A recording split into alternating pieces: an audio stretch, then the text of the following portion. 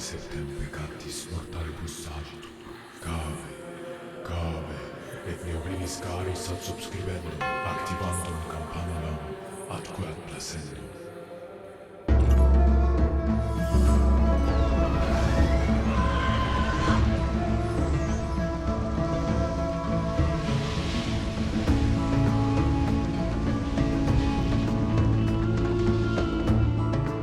May peace be upon your fellow earthlings, glad you're here. Just so you know, this is a jilaba from Morocco, but it looks a bit like a priest for the vibe and everything.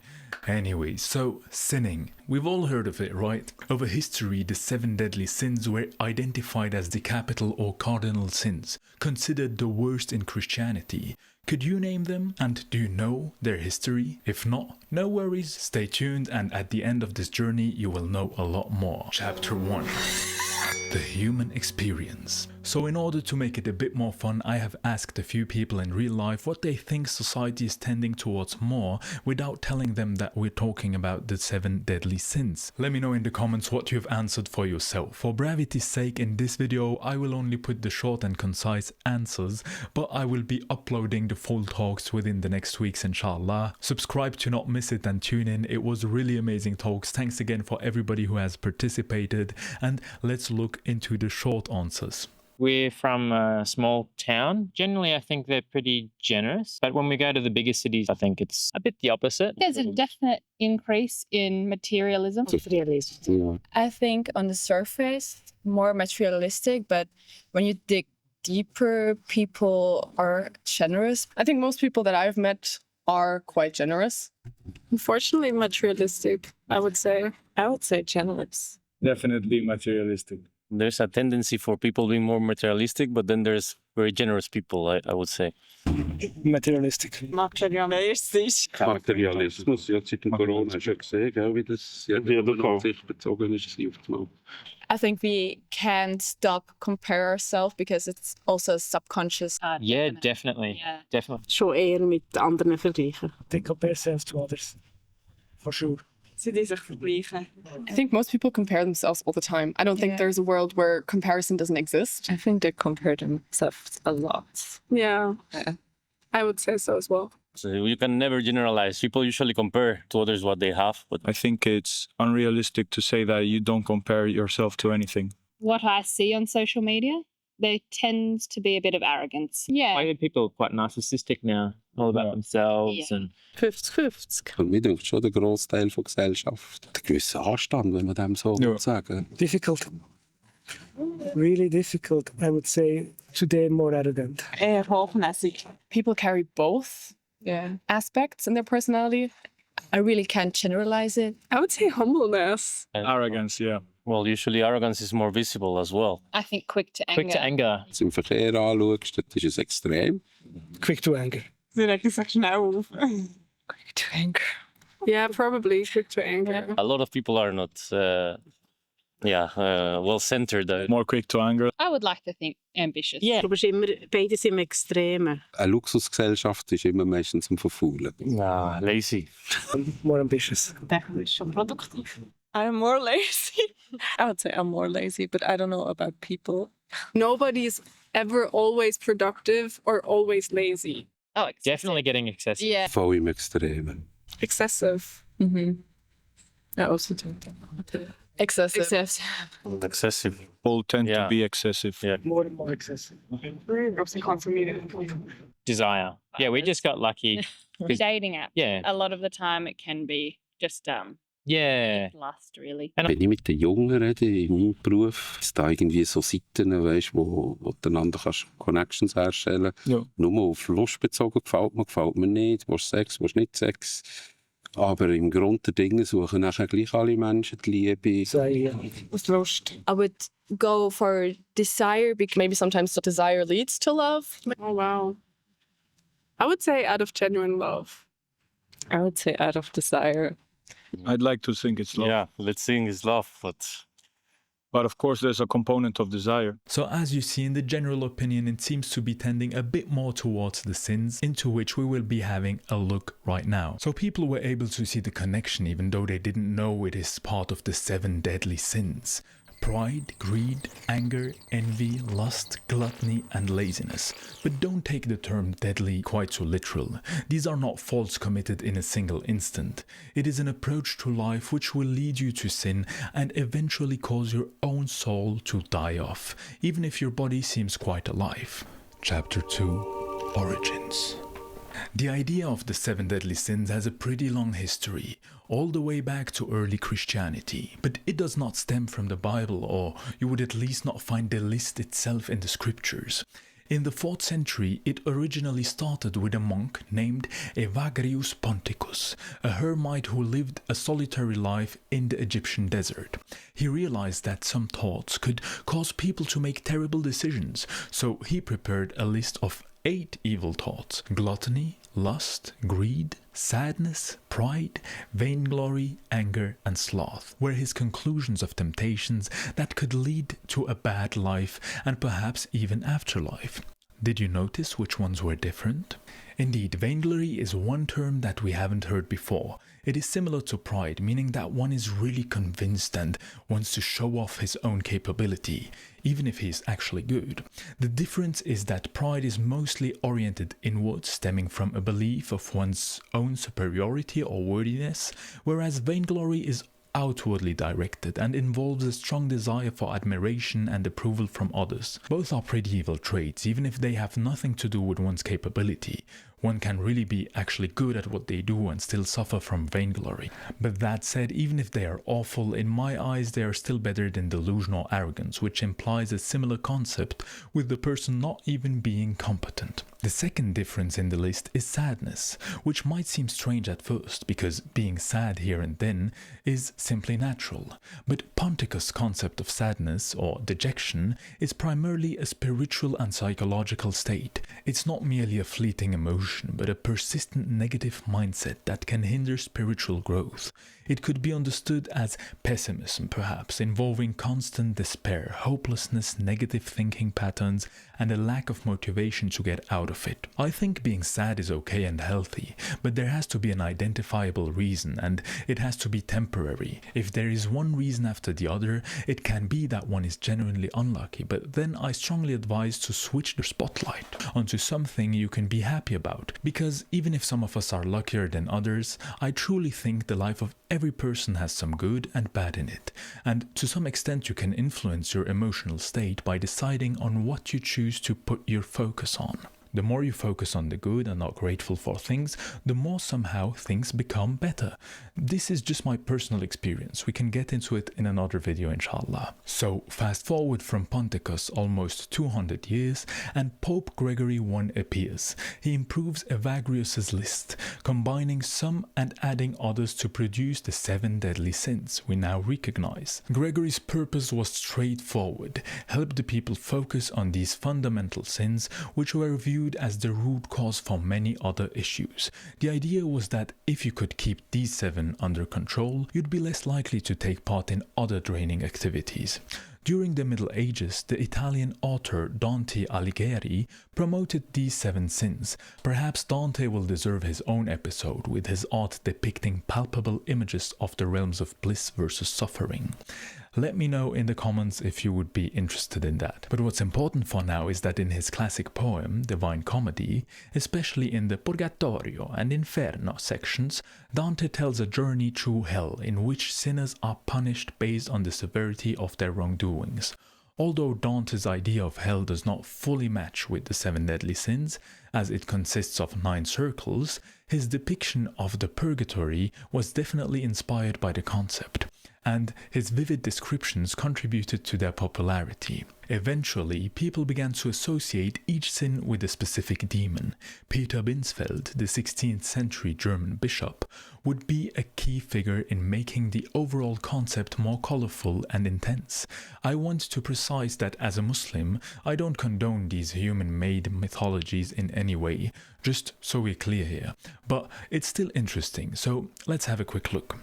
Pride is represented by Lucifer, the fallen angel who actually believed he's equal or even greater than God. Astaghfirullah al-Azim. Greed is represented by Mammon, a monster who engages in the non-stop pursuit of wealth and material gain. Asmodeus, known as the demon of passion, represents the uncontrolled desire and sensuality. Envy is depicted as the Leviathan. This sea monster represents the essence of jealousy. Gluttony would be Beelzebub, also known as Lord of the Flies, like in the book of William Golding. Wrath would be represented by Mephistopheles, which is a character in Faust from Goethe, if I'm not mistaken, and this one is driven by lots of fury and hatred. And last but not least, we would have Belphegor, a demon associated with laziness and sloth, encouraging individuals to engage in idleness and lethargy. It's interesting to keep in mind that while these 7 sins aren't the only negative things individuals may do, for example, people often perform acts of hypocrisy and lying, over ancient times the 7 deadly sins were deeply rooted in Christian teachings and Western culture, affecting everything from arts and literature to daily social discussions. A likely reason is that the number 7 itself holds an important place in Abrahamic faiths and numerology. They have lasted for thousands of years because they address common human experiences, challenges that everyone faces at some point. Actually, so far that some people even think it's a direct part of their religion. Chapter 3, the 7 deadly sins explained. Let us break it down now. You know me and my middle path theory. Each sin symbolizes an essential component of human nature, but in an extreme form, since in moderation being proud or capable of anger is not always bad.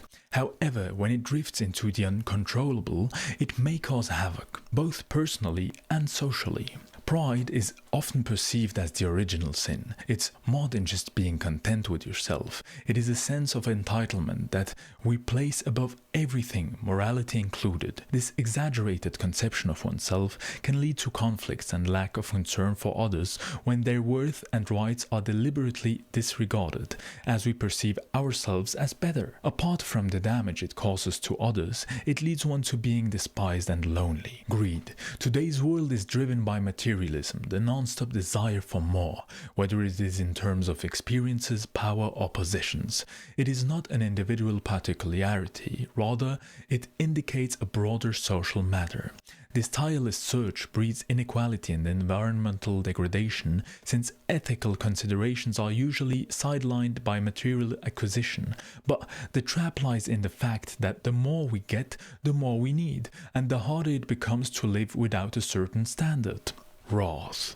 Being triggered quickly leads to impulsive reactions and doesn't give us time to think clearly.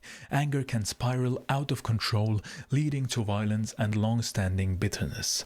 Consequently, wrath is the best tool to make a misunderstanding into a real problem, or an existing small problem even worse.